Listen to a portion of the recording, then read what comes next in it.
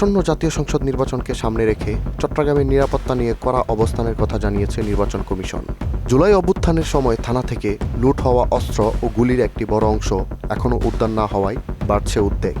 অতীতের অভিজ্ঞতায় দেখা গেছে যে নির্বাচনকে কেন্দ্র করে এক ধরনের গান রানিং হয়, অস্ত্রের একটা সঞ্চালন দেখা দেয়, সন্ত্রাসীদের কদর বেড়ে যায়,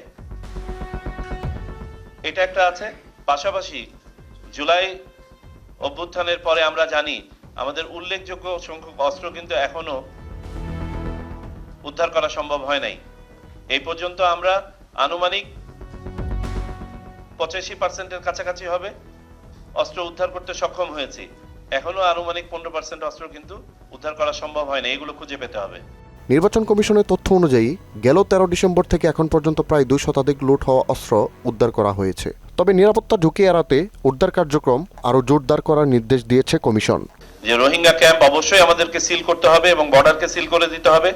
নির্বাচনকে সামনে রেখে নির্বাচনের সামনে এগুলো সিল করে ফেলা হবে। কিন্তু রোহিঙ্গাদের একটা অংশ কিন্তু সমাজে ছড়িয়ে পড়েছে বলে আমাদের ধারণা। কেউ যদি কোনো একটা অস্ত্র কোনো সীমান্তের ওপার থেকে বা কোনোখান থেকে নিয়ে এসে রোহিঙ্গা ক্যাম্পে ঢুকিয়ে ফেলে, সহজে এটাকে খুঁজে পাওয়া যায় না। কোনো একটা ব্যক্তির কাছে, রোহিঙ্গার কাছে যদি একটা অস্ত্র থাকে, তার কিন্তু দাম বেড়ে যায়, তখন সহজে তাকে ব্যবহার করা যায়। আর এই একটা জায়গাকে আপনাকে বিশেষভাবে খেয়াল রাখতে হবে। এক এলাকার সন্ত্রাসীরা যেন অন্য এলাকায় আশ্রয় নিতে না পারে সে বিষয়েও আইন শৃঙ্খলা বাহিনীকে সতর্ক থাকতে বলা হয়েছে। বৃহত্তর চট্টগ্রাম অঞ্চলের রাজনৈতিক, অর্থনৈতিক ও সীমান্ত সংলগ্ন ঝুঁকিগুলো নতুন করে চিহ্নিত করা হয়েছে বলে জানায় কমিশন। আমি যার কাছে তথ্য থাকতো, আমি তো কোনো ভয় নাই, আমার কোনো শঙ্কা নেই, কোনো দ্বিধা নেই। অপারেশন পরিচালনা করতে কোনো সমস্যা নেই এবং কোনো জায়গায় অপারেশন পরিচালনা করতে আমার ভয়ও নেই।